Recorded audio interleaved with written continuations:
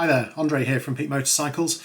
It's been a while since I've done one of these news updates. I think the last one was on the 2nd of August, so it's 10 weeks ago. It's been a really busy time since then, both with the end of summer and then various other things going on. So I've not been doing as many YouTube videos as I really should, or at least as many as I thought I could. So yeah, I had the MotoGP towards the end of August, which was great to be there to see Rossi's last visit to Silverstone. I then had 10 days away in Ireland, taking a group with Magellan Motorcycle Tours, which was a huge amount of fun, but quite exhausting. It's long days. We only actually had one day off out of the whole trip, and I worked up until the day before I left, and then I worked from the day I came back. It was really good fun. Meant that I didn't have a lot of time for videos, but you might have seen the one that I managed to get out from the mountain passes in the southwest of Ireland. Absolutely cracking riding, just really loved being over there. We had good weather, which helped, but I'm definitely going to head back down to that southwest corner, down to the Ring of Kerry and the Ring of Beara, and just ride those roads. Probably spend a few days down there instead of just the one day passing through each that I managed on this trip. It's also been busy with a few other things. Done a few other test rides. I joined the Harley-Davidson Experience Day, had to go on a live wire, which was kind of fun. I also been out trail riding, so I've been trying to think about how to do a good suspension comparison, because that's been long overdue. I know several people had asked me in the comments as to how to do it, and to be honest, I was struggling to find a way that I could do it other than just describing how it was different, and I didn't think that would be great for video. In a perfect world, I guess you'd have side-by-side video of the same bit of track being ridden at the same speed with the same camera angle, and you'd really be able to tell. But I tried a few things, but it just doesn't really work. Between the image stabilization on the camera and my inability to ride at the same pace or remember how fast I was going before. So I'd kind of left it for quite a long time. I was out trail riding at the weekend, and we did quite a long day, about 100 kilometers, about 60 or 70 miles, I think.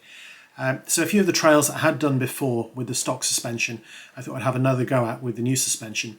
So what I've tried to include in the video for that is on some of those bits where the rocks are a little bit bigger, or where there's rolling bumps, where previously the suspension was just bouncing around a lot and then bottoming out. I've tried to talk through those. I know it's not the same as having a really good side-by-side comparison, but until I can think of the better way to do it, I think that's probably the best I can manage for that. One thing I would say is that with any of these suspension upgrades, a lot of it depends where you're riding, how heavy you are. One of the other guys, Simon, who came on the trail ride at the weekend, he's about a third lighter than I am, and he was just riding on the stock suspension on his CRF 300L with the preload turned up, and it was fine. I think it's only really if you're a heavier rider and you're not willing to go on a diet, then maybe investing in some suspension would make more of a difference.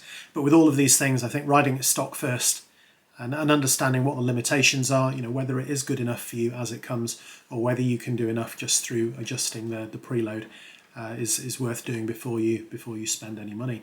I'm now back. I think I'm going to try and get back into the 2 or 3 videos a week routine.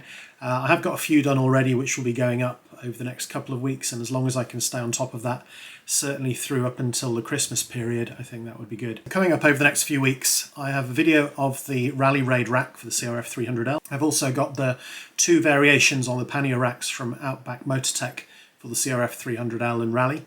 I've managed to get some seats from the factory in Thailand, 3 Ls, 3 Rallies that have been sent away to be lowered just to see how much lower they can go without compromising too much on comfort. I've also got the final bash guard from Kodama Composites, so I'll be fitting that to my bike and giving that a run out on some trails to see what that's like.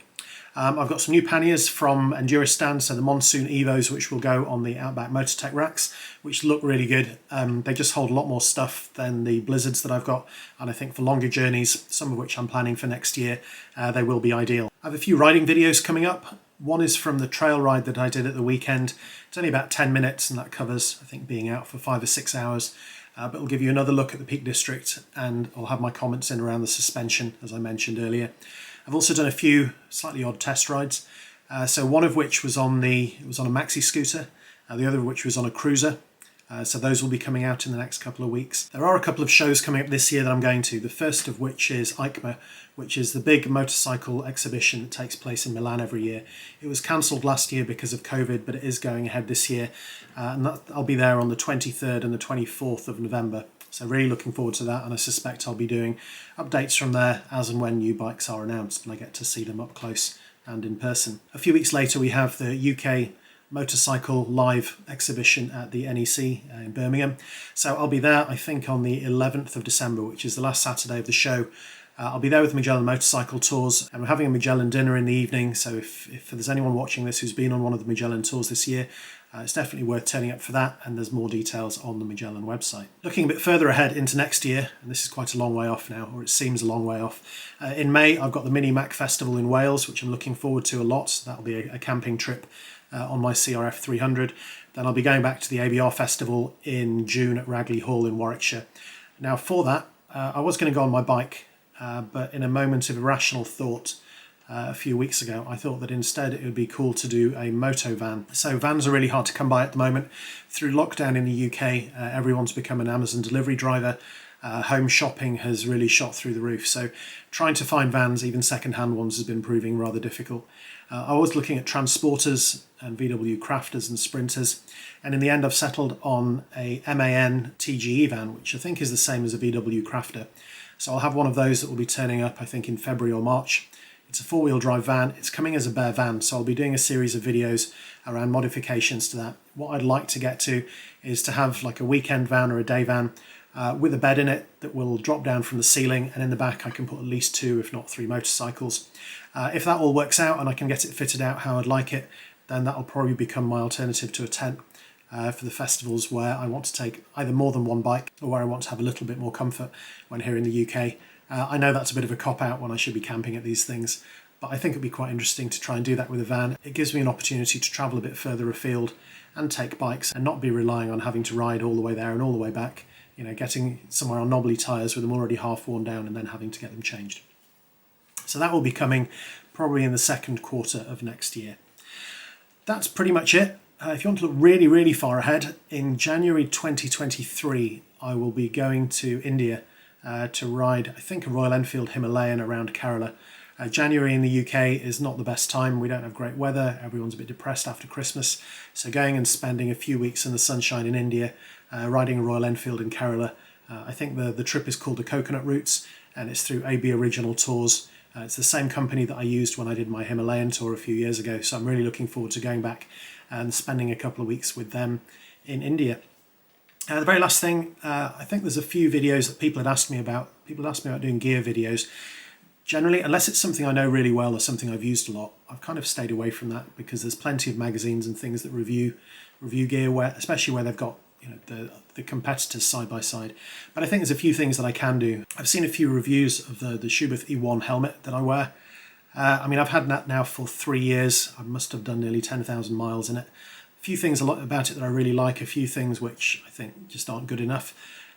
So yeah, I'll try and do reviews on a few things like that where I've got some real practical experience that I can share. I've also updated some of my technology stuff. So up until a few weeks ago, all my videos was shot almost exclusively on GoPro Hero 7s. With the move to 4K, I thought I'd try and find something else. So this right now is being recorded on a new Sony ZV-1, which has been great for a few things, not so great for quite a few others, so I'll try and give you my review on that. I've also bought one of the new GoPro Hero 10s, which looks great in some areas, but then in others, I'm not so sure. I mean, size is one of them. I've got the media mod with it, and when it's inside the media mod, it's literally twice the size of my GoPro Hero 7 Blacks. Anyway, all of that is to come. So apologies again for the delay in the videos. The new videos should be back up on the channel in the next few days, and then hopefully that will run on at least up until Christmas. I might take another break then, just because we're busy with family stuff over Christmas, and in January I'm away for a lot of the month as it is. So anyway, thanks for watching. Hopefully the videos that are coming up will be interesting and useful. If they are, and you don't subscribe already, and subscribing is your thing, then please do. I'll hope to see you then. Cheers.